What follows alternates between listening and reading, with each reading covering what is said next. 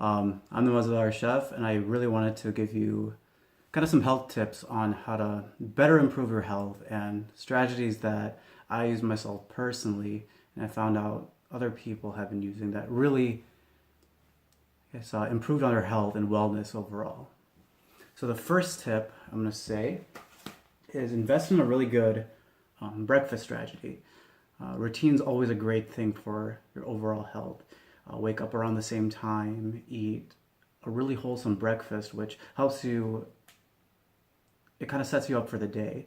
So if you wake up within 30 minutes, eat some eggs, a nice protein source. You want to load on your protein source, some nice whole foods, plants, things like that. It's always a really good thing just to set you up for the day. And if you eat at the same time of the day, like at night, you eat a really light meal and then you wake up around the same time, it really builds you up for better health. And routine's always great because you're not thinking about things, you're not conscious of when you're going to eat, what you're going to eat, and that really builds you up for better health. The second thing is trying new things. If you find it hard, if you're like in a plateau and you're not really seeing any results, chances are you would want to try new approaches. If you're doing always the same thing, then that doesn't really set you up for any change.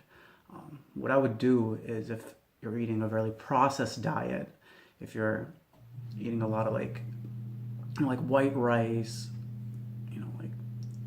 white flour, things like that, a good rule of thumb is just to take it out of your diet and perhaps bring new things, perhaps like sweet potatoes or whole foods or things like that, things that you would normally not try.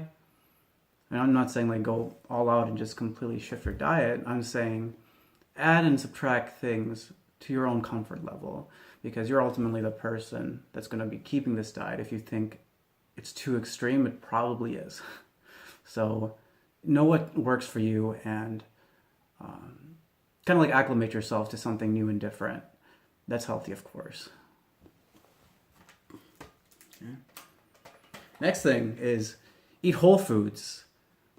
A lot of times at the grocery store, you get packaged foods, things that are like fruit juices, V8 smoothies, breads, and prepared foods. And you really do get more of the benefit from things that are, just like wholesome. If you take like apples, you have a bunch of their starches inside, a bunch of fiber. With the juice itself, you just get added sugars and things like that. And that goes with anything, really. If you have like a vegetable preparation, you don't know what they're going to add. If you get it yourself from like a farmer's market, you know where it's coming from, you know how it's being grown, and you can prepare that to yourself. And if you do that, just that, I've done that myself, and that really, like, I felt it. You feel it. You know what I'm saying? Fourth thing, invest in probiotics. Things that come in this category is like, yogurts, natto.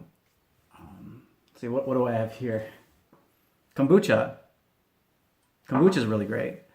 And one reason to invest in your antibiotics, it really helps your gut flora. A really big science nowadays is boosting up your microbiome, which are gut bacteria living inside of your, gut. And this is really great because you feed them things like starches, proteins, and whatnot, and they actually make nutrients for you. So if you feed them probiotics, things that are live, live things, wholesome things, then it will really reward you, and it's a multiple expounding kind of like effect that's going on. So invest in the funk, just like this.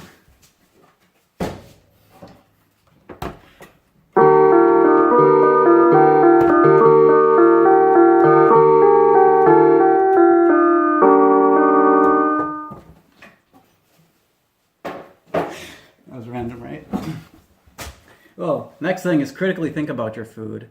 So if something's being fed to you and you see that your society is kind of just like ill and sick, something has to be changed. It's like a causality and a cause effect thing. So change your diet. I definitely say that. Um, Grow your whole food as well. That's a really good thing, and it's so cheap and so effective just to, like grow your own food. Like kombucha, you could really just boil some tea, some sugar, and just ferment it yourself, and you have an endless supply of probiotics and really great nutrients. Thyme as well. Just one bushel of thyme, and you just pick out one leaf, let it sit out, and you literally have an infinite source of thyme. Well, not anymore.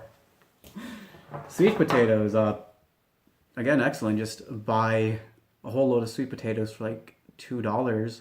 We don't really regrow them, but you just cook them up and you mix them up with some cinnamon, some nutmeg, some butter, some milk, and it'll last you about like the whole week. Very excellent. What I have here, you can see, is some kale. And kale's a really cheap ingredient to get. You can get it at any farmer's market or Whole Foods store. You just take some and you just put salt, pepper, and olive oil on them, and you bake it for about 15-20 minutes, and you have great kale chips. And this is awesome for cravings. Everyone, including myself, don't think I'm like the perfect person for any diet. I'm just like a normal person, if anything. I get cravings at night, so instead of reaching for like Oreos or cookies or something like that, I just go for these kale chips, and they're really nice and savory and really good for cravings. Right. So that's my 5 tips as of right now. I do want to continue with this as I learn more knowledge and hopefully add some benefit to anyone that is trying to get to better health. That's all. Peace.